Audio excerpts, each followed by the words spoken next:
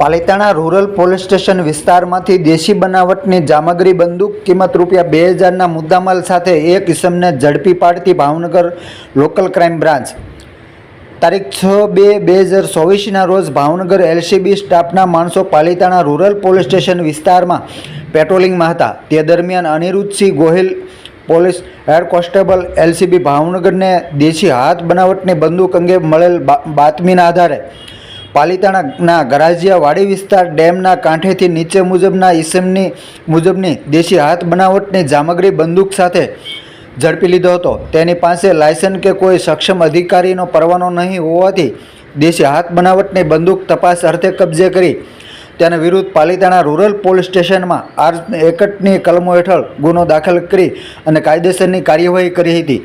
ઝડપાયેલ આરોપીનું નામ જણાવી દઈએ તો નૂરુભાઈ મુરીદભાઈ લાખેપોટે, ઉંમર વર્ષ 40, ધંધો ખેતી, રહે ગરાજિયા વાડી વિસ્તાર, શેત્રુંજી ડેમના કાંઠે, તાલુકો પાલિતાણા, જિલ્લો ભાવનગર।